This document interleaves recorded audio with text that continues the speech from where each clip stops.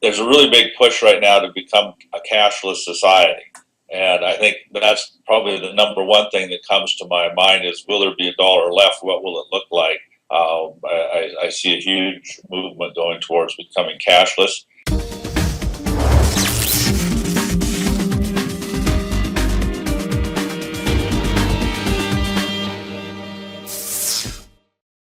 Welcome to Rethinking the Dollar. Today I'm excited to have my guest, Mr. David Haggith.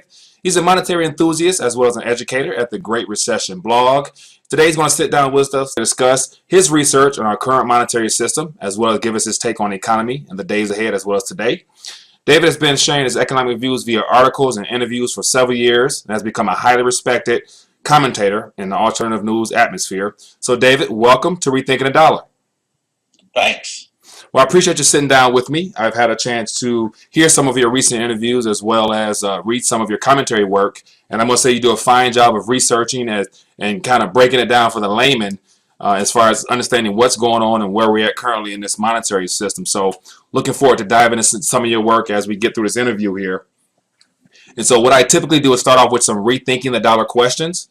And the first one being, what comes to mind when you hear the words rethinking the dollar? Well, I think that's a really hot one right now that I've been writing on, because there's a really, and there's a few different aspects here we can talk about during the interview, but there's a really big push right now to become a cashless society. And I think that's probably the number one thing that comes to my mind is, will there be a dollar left? What will it look like? I see a huge movement going towards becoming cashless. I think another aspect of that question is negative interest rate policies that are happening. What are they doing to the dollar and to the banks? And what do those policies do that affects this move towards becoming a cashless society? And another big change that I see happening right now, it's been talked about for a while, and I've talked about it on my blog for a couple of years, but now you see it really happening, is the end of the petrodollar, which is going to be huge for the United States, because that's how we finance our debts, basically. And that's what makes people excited about and interested in our dollar, buying lots of bonds. We lose that, we lose our good interest rates on our astronomical debt. Mm-hmm. And right now you see Russia and China that have already made moves to the yuan to clobber the petrodollar, and just this past week, Iran jumped in, saying it's going to sell its oil only in euros now. It doesn't want to do, dollars. So I think there's a lot of stuff happening to the dollar right now. Right. Now, how important and why is it important, in your opinion, for citizens in America as well as globally to begin taking an interest in learning about monetary issues globally as well as their own local economies, as far as from an educational standpoint? Well, because of this move towards becoming a cashless society that I see happening, that's becoming, mainstream press right now, I think that there's going to be a lot of discussion opening up in the press about what it means to become cashless, what kind of a solution we're going to look at for the world's problems. And you want to have some sort of background for understanding that. The talk will be what money should be replacing the dollar. All right. Now, if, say, for example, and this is just a fun question I like to ask my guests, okay. If David Haggith was given all cameras globally was tuned into your channel, or right now was watching us right now live, what would your global state of the economy address entail, and why? Well, besides my 2016 economic predictions article that I put up a while ago, I just did an article called Into the Belly of the Apocalypse. The Epocalypse, which is, where we're headed right now, what we're in. And as a part of that, what I see is major banks that are looking like they're on the verge of collapse. Deutsche Bank, Credit Suisse, looking like the same thing could happen to them as happened to Bear Stearns and Lehman Brothers at the start of the Great Recession, where, they're on the news and they say everything looks fine, and 2 days later they're, on their deathbed. Deutsche Bank has already lost 50% of its stock value. They've got a $70 trillion exposure to derivatives, the very kind of instrument that brought about the last collapse. And you see that in a lot of major banks. So I think that, there's a lot of the banks. The last thing they're going to do is tell you if they're in a bad shape, and even their central banks keep that kind of stuff very quiet because they don't want to create a run on the bank. So you don't know till the last possible minute that they can hold out what's going to happen with those banks. But I see some signs of major stress. You talk about the derivatives market that caused the last collapse. Well, there's a $500 billion in derivatives out there now, at least, and it depends on how you measure it. If you measure, the nominal value or how much people actually have invested into them, the range is between $500 billion and $1.5 quadrillion. Well, a quadrillion, that's 1,000 trillions. And so you're talking like more than 1,000 times the U.S. annual budget. It's just insane how many of these things are out there, and banks have huge exposure to those.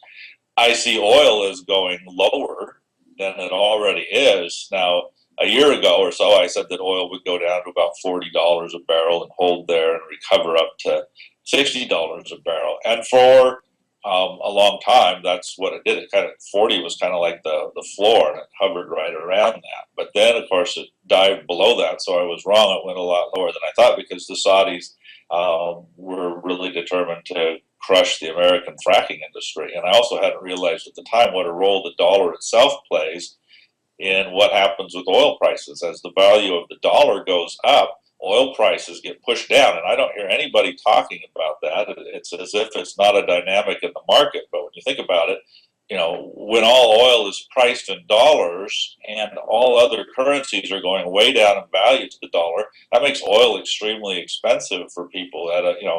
At $20 a barrel, it's not much to us, but in their currency, which is way down compared to the dollar, that's a lot of money. Right. Well, that causes demand for oil to shrink. That causes, the price to change, to go down to meet the demand. So it's this snowballing kind of effect. Right. So I see oil going down farther. And one of the big things I think is going to push it down is we're reaching that point where we've just about maxed out on the use of all the train tankers we have, truck tankers we have, tank farms we have. And what happens when you get to that day where all the tanks are full? Yeah. Well, now oil almost becomes worth nothing because who wants to buy it? What are you going to do? Yeah, oil for immediate delivery is what I'm talking about, right? What are you going to do? Hey, I'll buy it, we'll pump it out into the ocean, or yeah, I'll buy some and we'll just let it flow across the sands of Saudi Arabia. If you've got no tank to put it in, it's a liability. You don't want it. So the value can really fall at that point, and we're very close to that. So that could make another big drop down. And Saudi Arabia's intention of this is to break the fracking industry. And you can kind of understand that when you think about it. Everybody looks at OPEC as they're the ones that control the price, because when the price of oil, they're the ones who change their supply. If the price is getting too high, they come, they reduce their production, whatever, to get the price up and increase it to get it down, that kind of thing. And they're kind of saying, why are we always the ones that are doing that? Every time we're willing to bring our supply down to help push the price up, you guys keep pumping at the same rate. So we're not going to bring ours down until other people start bringing theirs down. You can all agree to bring it down, and we're not going to move until you do. Yeah. Interesting. Now, you hinted it earlier at the banks, and so I think it was this morning I actually read that Deutsche Bank, the shares is continuing to drop, and so the president or CEO of the bank, came out with a statement saying that everything's fine, we're good, everything's fine. What are your thoughts on the whole banking fiasco that's unfolding, as you hinted at earlier? What do you think about the Deutsche Bank and other banks that's starting to be a little rattled? It seems like.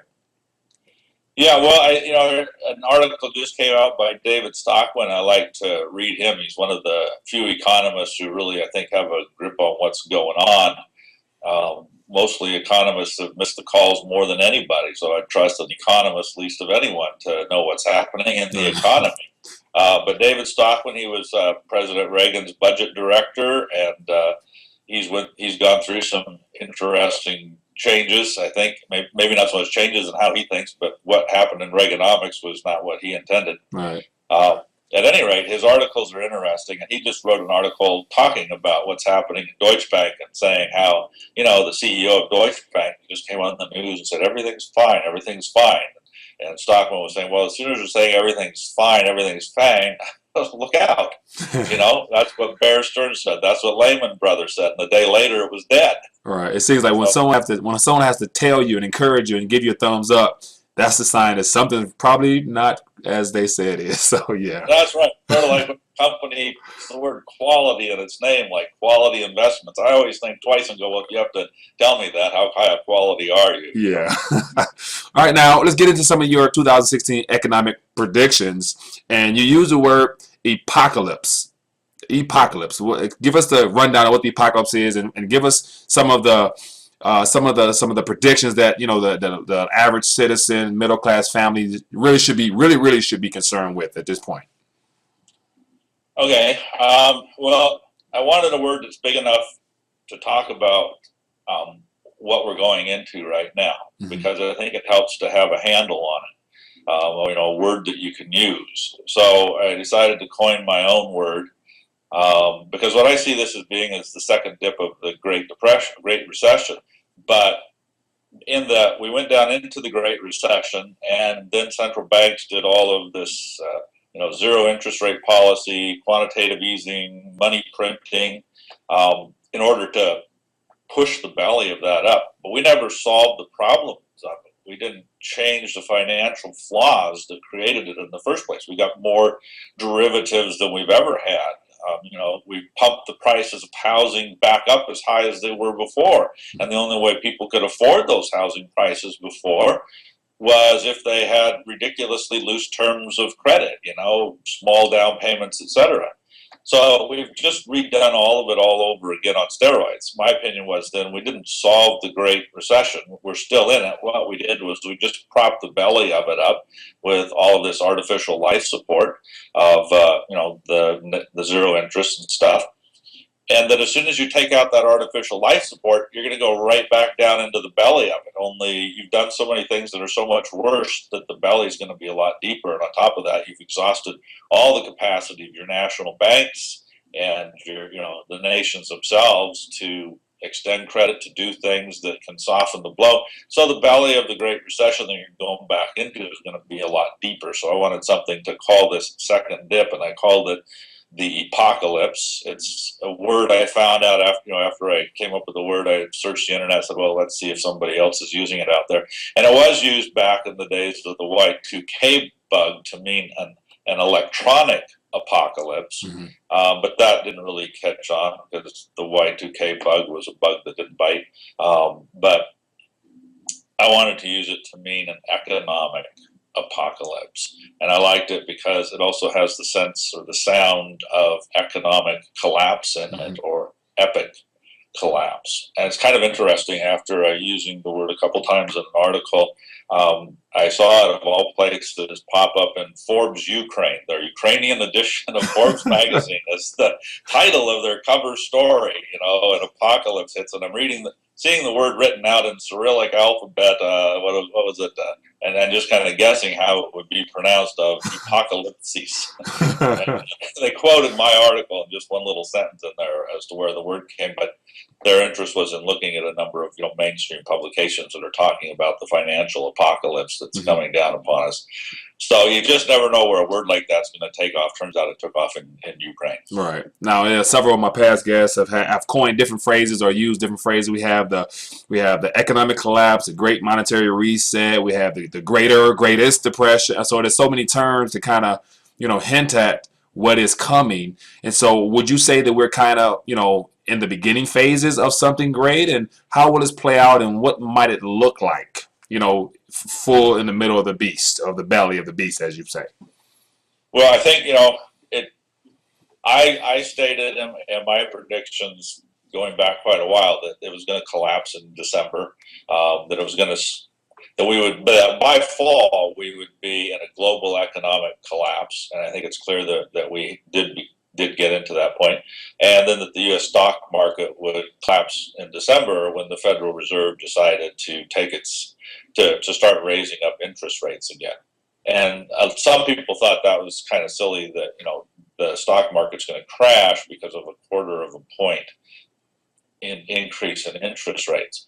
But I don't think they really caught what the most significant point is there, and that is that for a couple of years or more, we've been in the state where bad news was good news, because every time investors looked at bad negative news, they were looking at it from, well, how long will the Federal Reserve keep doing its stimulus programs?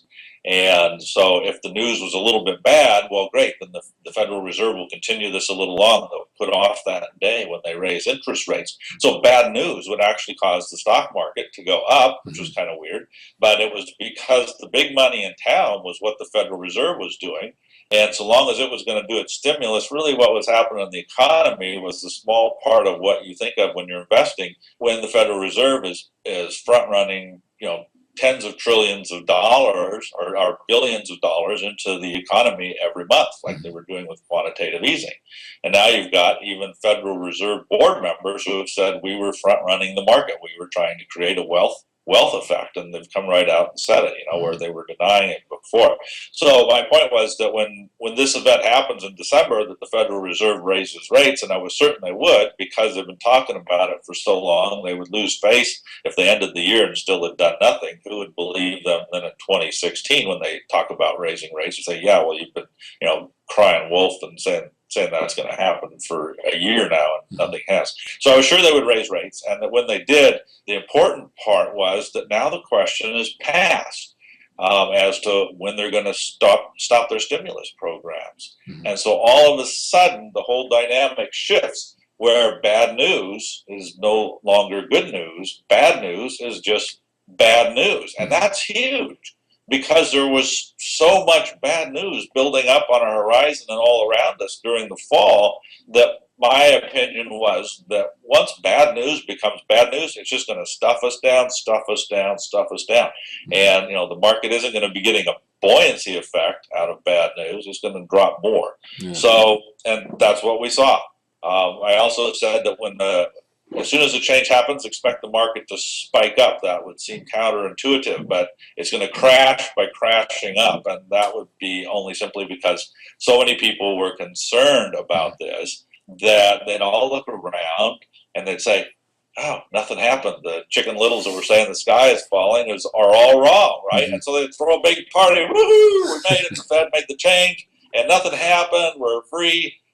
But it's going to take a day or two or three before things start to really settle in, and you start to see, there has been a change here. Something happens, and then all of a sudden, euphoria starts to go down. The party's over. The hangover hits, and at some point, you're going down and you fall over a cliff. And I think that's where we are now, as we saw the market start to go down in December after this little spike up, and now it's just been going down, and we're, I think, starting to go over that cliff. Yeah. Now let's talk about our national debt. We are at all-time highs, and we're setting history with being one of the most indebted nations, probably in recorded human history, to my knowledge, unless something I'm not aware of. But our national debt continues to climb. There's no chance of it ever being repaid. How will we continue to service our debt, and will people still want to lend us money, or will we just have to just begin printing and, figure out how to work it out, as things begin to fall apart? Yeah, that comes, I think, largely back to this whole petrodollar question that I brought up. There's a couple things that have happened. We've lost China and Russia as financiers of our debt. They used to, by far, own the largest amount of U.S. treasuries. And, a couple of years ago, I was pointing out that I think the gold sales that we see happening are China and Russia buying them as they divest themselves from U.S. bonds. And it turned out about a half a year later, you started seeing in the news where that was, in fact, the case of what was going on. So we've lost those big financiers, and we haven't really gathered any other big ones. Instead, the Federal Reserve has taken over as being the buyer of last resort, but it's bought itself up to, holding huge amounts of U.S. treasuries, and it's reached its limit, and it's not going to keep up that game. It can't. And so the question is, who steps in to become the buyer now? And just at the same time that we're looking around for who that buyer is going to be, now that the Federal Reserve wants to stop its stimulus policies and then supposedly at some point start bringing its balance sheet back down. Now, who's going to replace them? And at that same time, all of a sudden, the petrodollar problem kicks in, where Russia and China were doing this on purpose to try to reduce U.S. hegemony, U.S. control as a superpower in the world. The petrodollar gives us a huge amount of power and influence. So they switched to buying, petrol in Chinese yuan, and Russia created a law that said none of its satellite nations can use dollars. And so now Iran stepped in and said it's only going to sell its oil in euros. So we got the collapse of the petrodollar hitting us at the same time. Right. So who are we going to sell our debt to? How are we going to finance ourselves? And we might have, one kind of inadvertent benefit that we're still the best horse at the glue factory. So money that's looking for a place to go might, as things get worse in the economy, flow into U.S. treasuries. That may be somewhat of a saving effect. But the Fed can't count on that. And there's been some really interesting news just in the past week that the Federal Reserve is now looking at negative interest rates. And there's kind of a really suspicious thing happening here. They're looking at negative interest rates, and when they do that, that means they're going to charge you interest for holding your money in the bank. Well, you're going to turn and run. It means the Fed, and one of the ways they do that is they will charge banks and investors interest to take bonds. So you will pay to get a bond rather than the bond pay you. And you say, well, number one, why wouldn't people run from the banks if they're going to charge you interest to hold your money? Right. And number two, why would banks or anybody pay the United States interest to buy its debt? What a gravy situation that is. Right. All of a sudden our credit problems are ended. Well, they've figured out a little way to do that. What they've said is that when it comes to speculative investments and margin calls, that the Federal Reserve will have new power to change what the margins are at will. So if they think that the market looks like it's getting too overly leveraged, then they will, make the margins so they kick in sooner. Well, that can cause a lot of trouble for investors. They don't like that kind of risk that they can't quantify or know when it's going to happen, that the Federal Reserve can just do this. Because when a margin call is made, suddenly you got to cough up more money into your investment. Yeah. It means that your collateral is no longer worth what it needed to be to back up your investment, and so you've got to dump more money in, or you've got to sell something. And that can create a real bad situation for investors. What the new regulations have said is that the Federal Reserve can do this to you unless your collateral is in U.S. Treasuries, in which case you're immune to that. Oh, well. U.S. Treasuries are already kind of the favored collateral, but isn't that going to make all investors run to say, well, I'm going to make sure I got Treasuries, I use my collateral, and then I don't have to worry about this happening, right? Yeah. So that's how they're going to press people towards, it's what's paying a 0.5% interest on your Treasury if you're, using it as collateral on an investment where you hope to make 10% on your money. Well, that concludes part one of my discussion with David Haggith. Hope you found our conversation to be very informative. I want to encourage you to stay tuned for part two, where we discuss the possibility of bail-ins in our banking system, as well as the importance of keeping an eye on your future retirements as well as savings. Looking forward to bringing you more interviews. See you in part two.